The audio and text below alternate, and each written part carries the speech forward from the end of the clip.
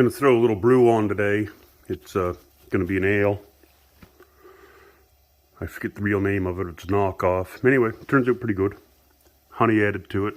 Comes out, I think, around 7%. Gotta do something. Crushed my grain up last night. Be fine overnight anyway. I always put it in bags just to keep dirt and critters out of it, whereas I do brew in my shop. Just waiting for the temperature to hit 158, and then water in here right now heating up just to get the cooler up to temp. The grain will be going in here once this hits 158. I'll be mashing in for an hour and a half of this brew before we put her in the boil kettle. Here we are around 152 Fahrenheit. So now just gonna dump this into my boil kettle to start my clean and get ready to mash in. Water's up to temp. So now we're gonna put about 8 gallons in here and then add the grain. So we're all mashed in. Dug around the bottom, made sure I had no dough balls, they call them. Anyway, everything's good, so we're gonna put the cover on it for the next hour and a half and let her do her magic. So the water I originally had in this cooler is now in here getting heated up, and what I do to sterilize everything is I boil my whole boil pot, all my components in there, and then I run it through the pump, through the heat exchanger, and I also do it.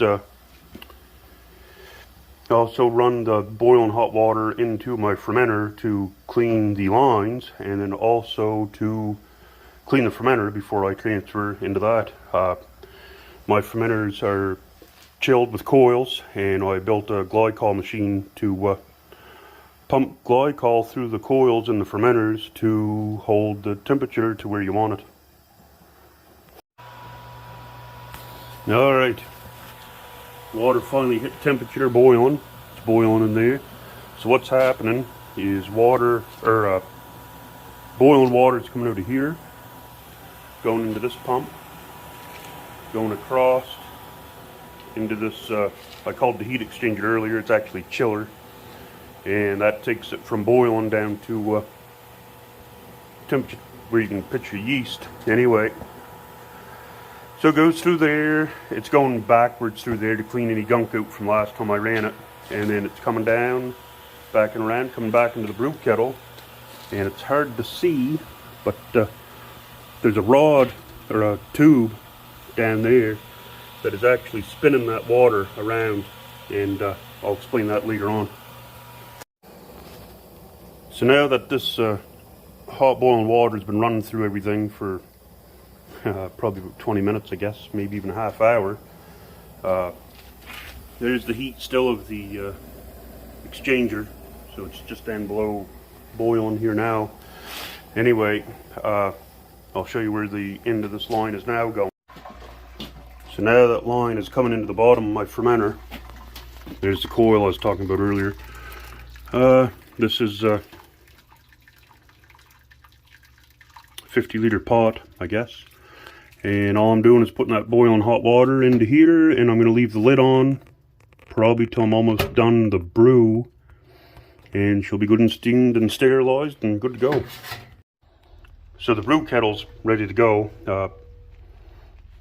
Doesn't look it, but that's just old scorching from before, different brews. It is what it is. There's nothing in there. It's been sterilized for the last, like I said, 20-25 minutes, maybe even up to a half hour. So this pipe here, the water, the brew in the end will come out through the chiller, through this pipe, and it will spin it. And any, I call it trub, people call it trube, people call it, anyway, the shit in the brew that you don't want. What will happen is it will spin in here, and it will spin and spin and spin, and then it will settle down to the bottom, and it will make a heap, look like a pyramid right in the center of the pot. And then this little bar down here, I'll use that for dam for the pickup of the wort, unmade beer, unfermented beer, it's called wort. When that comes out through, that will stop it. Just another little protection of keeping this Trub or Trube or wherever you're from, however the fuck you want to say it, out of your beer wort. So we're getting ready to sparge the mash. The mash, which is in here, has been here for an hour and a half. We want that at 180 because you want to rinse this at 170 Fahrenheit. And takes, I normally do it in about 20-25 minutes. Some people are slow it right down, some people do it faster, some people do it better. I do it my way and it works for me. So what we're doing here is basically setting the grain bed. The grain down in this cooler will make like a filter to filter out any of the little particles you see spitting out there. That's kind of a pain in the ass today.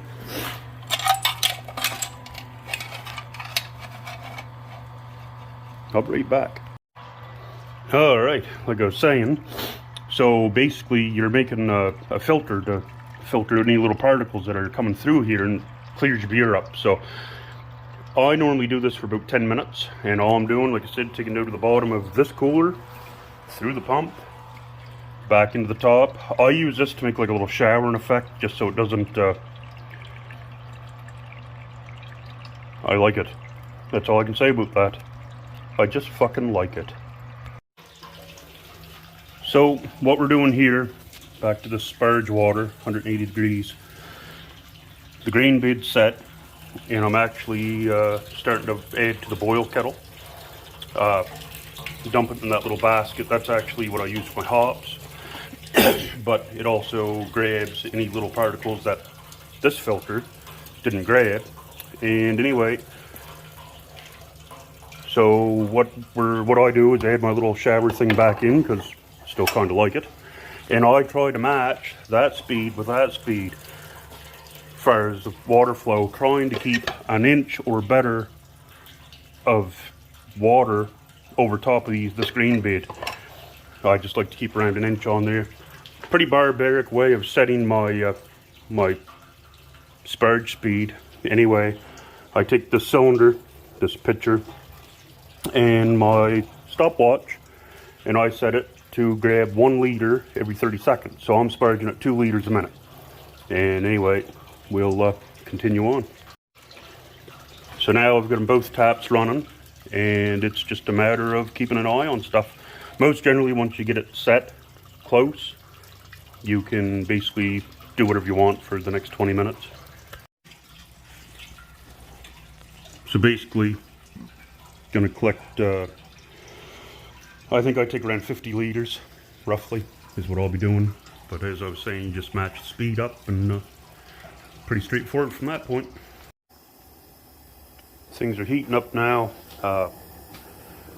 We're about ready to make our first hop addition. It's at 60 minutes, but you gotta wait for it to start to boil. Anyway, this is the most critical time when you're starting your boil. The foam on the top makes a layer, almost like having a cover. Anyway, she's get away on you pretty fast. You're gonna be pretty much babysitting it, or you will you'll boil it over. Same as throwing your first addition of hops in. After it's gone, it's fine. It's just that layer of foam makes like a little cover, and yeah, she'll get away on you pretty fast. These are hops. They look like little rabbit feed pellets, or anyway. They taste good in the beer. Not so much on their own. They're fucking gross. We're right to the point right here. She's gonna start taking off. You'll see the foam come up.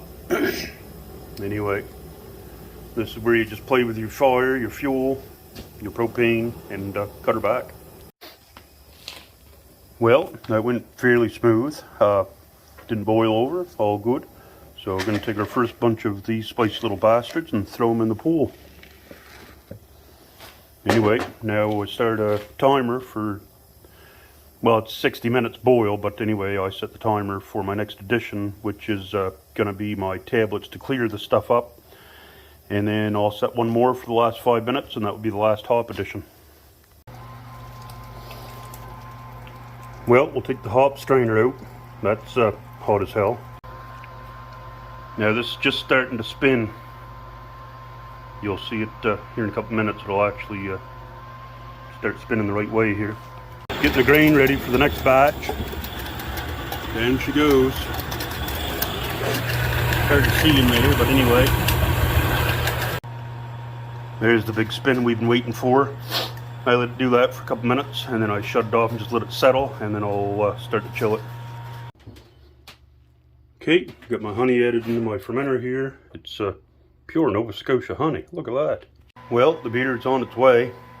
It's ready to chill. So here it is going into the chiller. Coming in at 60.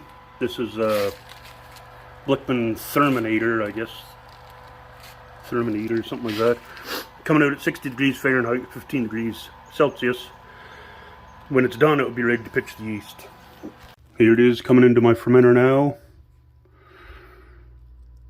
A few minutes and she'll be ready to go. Today, I'm going to be using 2 Nottingham ale yeast.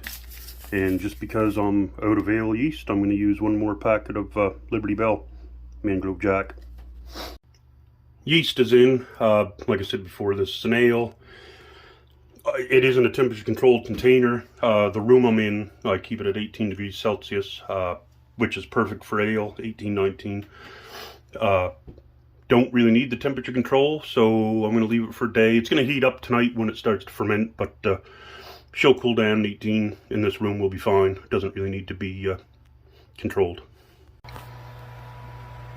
Yeah, as I said earlier, the spinning action of this, you can start to see like the pyramid of trub,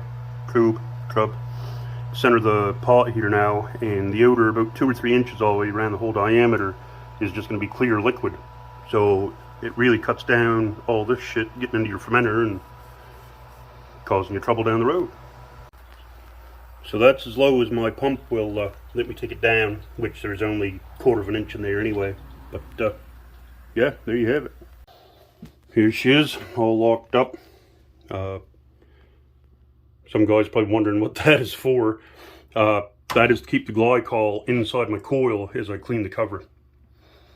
Saves losing it or having to screw with it and dump it out every time you brew. Anyway, a bit of a cleanup happening here now. And just remember, if you ever get a chance to try one of my beers, it's the same one we use in the house. There you go, the airlock filled up. You've seen my pots cleaned up with my lovely toilet brush. Yeah, anyway.